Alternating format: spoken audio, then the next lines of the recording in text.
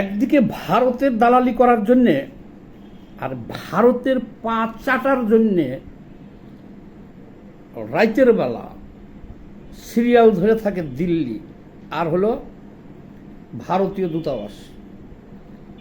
এই বাংলাদেশের রাজনৈতিক দলগুলোর কথা বলতেছি, এটা তো অনেকেই জানে না।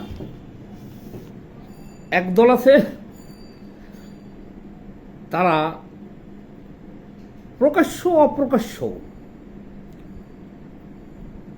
অপ্রকাশ্য বলতে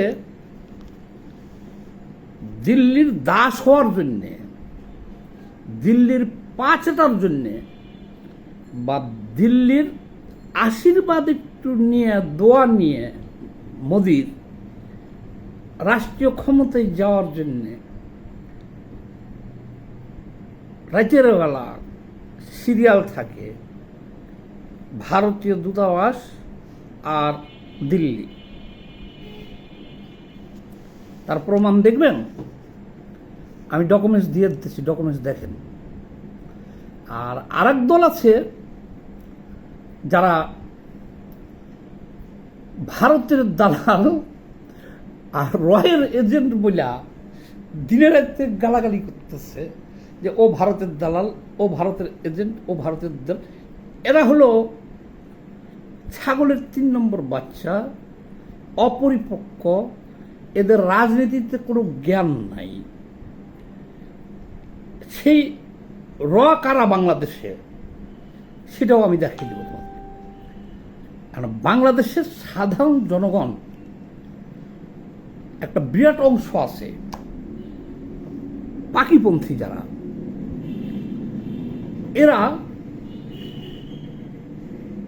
এদের ভয়ে এই রাজনৈতিক দলগুলো রাতের বেলা যায় দিল্লি আশীর্বাদ নিতে আর দূতাবাসে।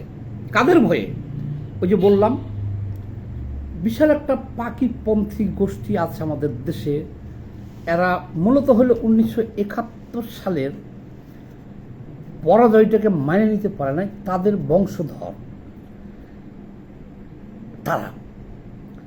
আবার তাদের যারা নেতৃত্ব দেয়, তাদের ভয়ে রাতের বেলা তারা দিল্লির দোয়া চায়। যেমন আমি একটু বলি আপনাকে, বাংলাদেশে এখন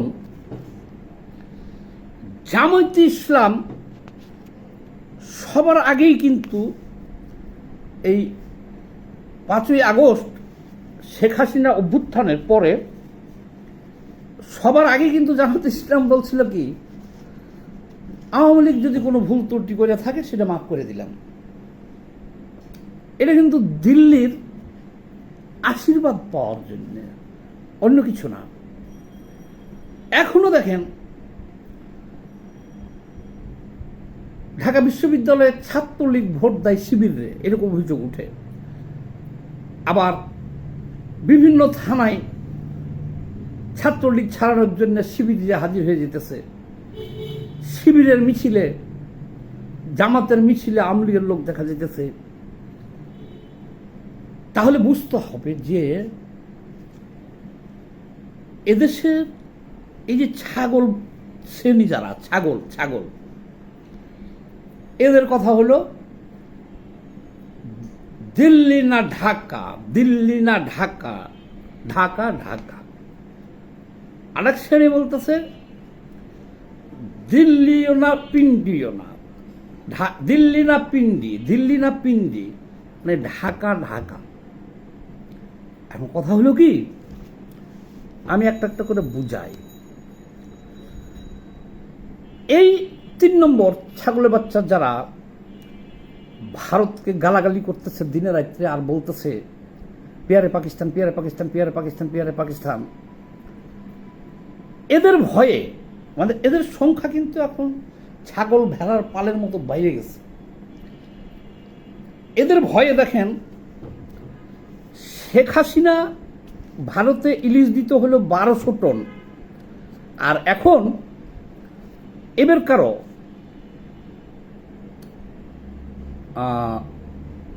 ইউনুস সরকার দিচ্ছে কত টন বলতে পারেন?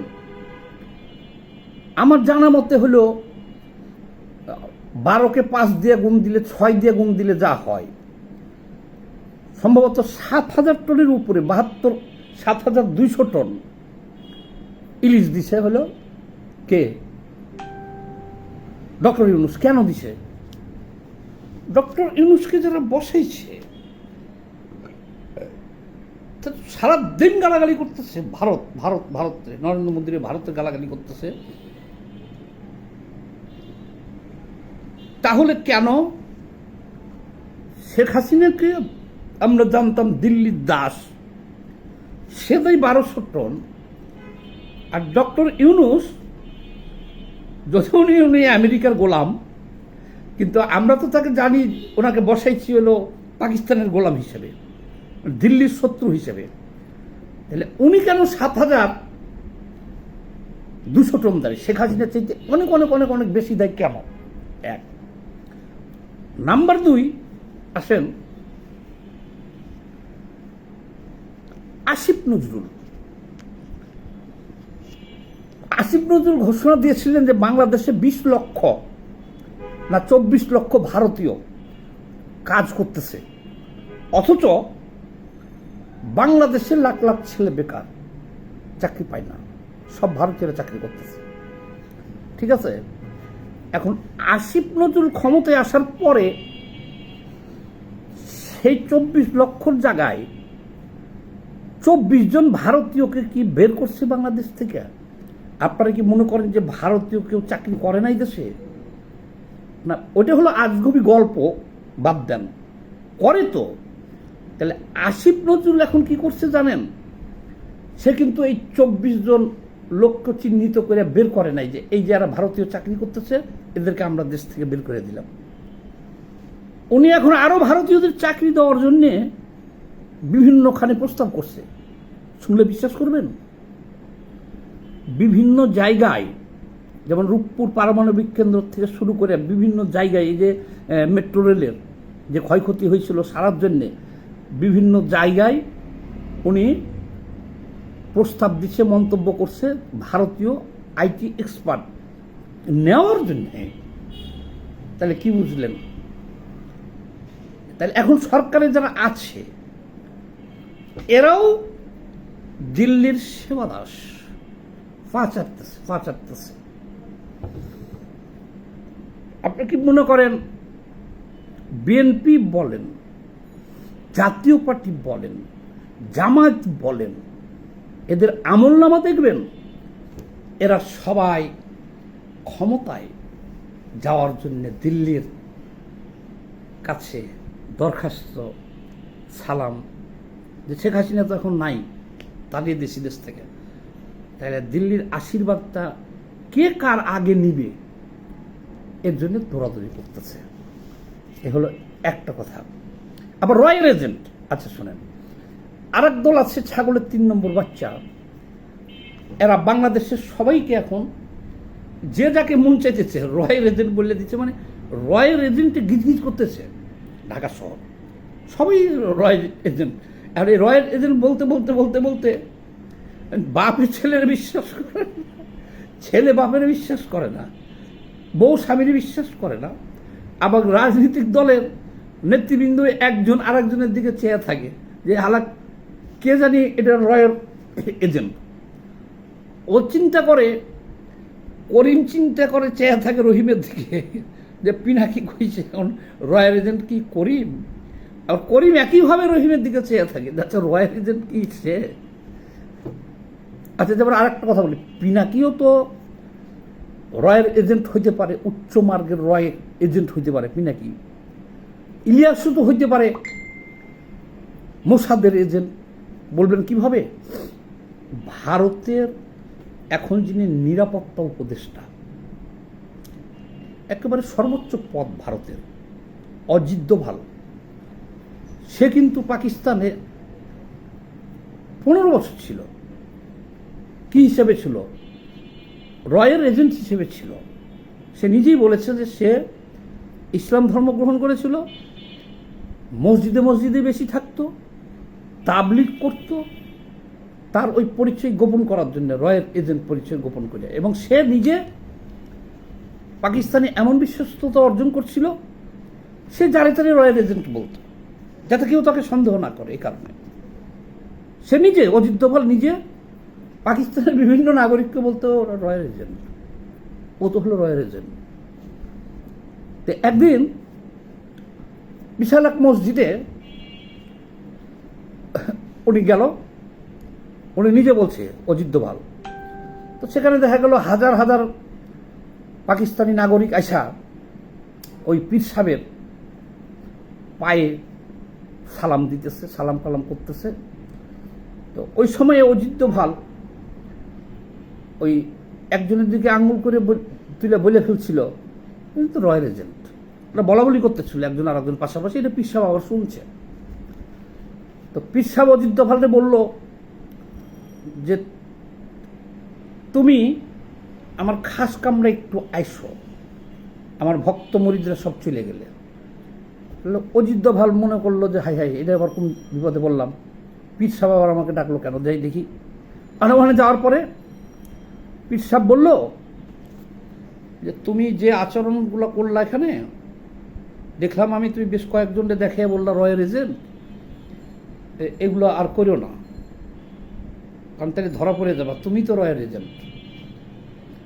এইবার তো ভয় কাঁপ শুরু করছে অজিত দোভাল যে হাই হাই, হুজুর তো জানিয়ে গেছে, এখন কি আমার কতল করবো না খতম করবো? হুজুর জানলো কীভাবে যে আমি রয়্যাল এজেন্ট? ডাইরেক্ট বলতেছে তুমি তো রয়্যাল এজেন্ট।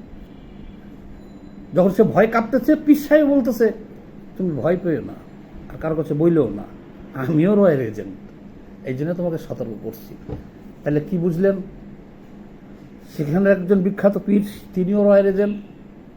অজিত দোভাল যিনি এখন ভারতের নিরাপত্তা উপদেষ্টা, তিনিও ছিলেন রয়্যাল এজেন্ট। এখন পিনাকি ভট্টাচার্য সবাইকে ট্যাগ দিতেছে royal agent, royal agent, royal agent. এক সময় যদি দেখেন যে পিনাকি ভট্টাচার্যই ছিল রয়্যাল এজেন্ট, তাহলে আপনার আশ্চর্য হওয়ার কি থাকবে? এক সময় যদি আমরা দেখি ইলিয়াস রয়্যাল এজেন্ট, ভিডিও বড় হয়ে যাবে, পুরো কাহিনীটা বলতে পারলাম না, অনেক বড় কাহিনী আছে। যে এই যে ভারতের পাচারটার কথা বললাম, একটা দেশের পররাষ্ট্র নীতি থাকতে হবে যেটা কোনো পরিবর্তন হবে না। আমেরিকায় যত সরকার পরিবর্তন হোক, এদের পররাষ্ট্র নীতি কিন্তু ঠিক আছে। যেমন ধরেন এই যে ভারত বাংলাদেশের চাল ডাল আলু পটল সবজি থেকে, কেমিক্যাল থেকে, সুতা থেকে, গার্মেন্টস আইটেম থেকে, বা বিভিন্ন তৈরি পোশাক থেকে, কাপ, ভারতের সাথে আমাদের যে ব্যবসা বাণিজ্য, এটাকে রাখতে হবে একচেটিয়া। এই যে হঠাৎ করে হই তুলে দিলে যে আমরা চীনে যাব চিকিৎসার জন্য, ভারত যাবো বন্ধ, ভারত আমাদের শত্রু। একটা পরিবর্তনের সাথে সাথে ভারতের শত্রু বানাইয়া যে ব্যবসা করব না, চীনে চলে যাব, আর পাকিস্তান বাস এই এয়ারলাইন্স ফ্রি হয়ে গেল, ভিসা লাগবে না, এতে যাব। এটা হলো একটা দেশের সর্বনাশ করার জন্যে এটি যথেষ্ট। কই এই ঘোষণা দেওয়ার পরে চীনে কয়জন গেছেন চিকিৎসা করতে বলেন? চীনে গেছে বাংলাদেশের কোনো মানুষ চিকিৎসা করতে চীনে? আগে তো ভারতে হাজার হাজার যেত প্রতিদিন, চীনে কেউ গেছে? যায় নাই। পাকিস্তান কেউ গেছে? যায় নাই। এটা সম্ভব না। এই যে ভিপি নূরকে পাঠানো হলো সিঙ্গাপুর, আর আমাদের স্বাস্থ্যমন্ত্রী এখন আছে চিকিৎসায় সিঙ্গাপুর। ভারতে চিকিৎসার বাইরে থেকে 50 গুণ বেশি ব্যয় হলো সিঙ্গাপুর চিকিৎসা করা। কাজে বাংলাদেশকে এই ভারতের চিকিৎসা বন্ধ করা মানে বিনা চিকিৎসায় প্রতি বছর অনেক লোকের মৃত্যু নিশ্চিত।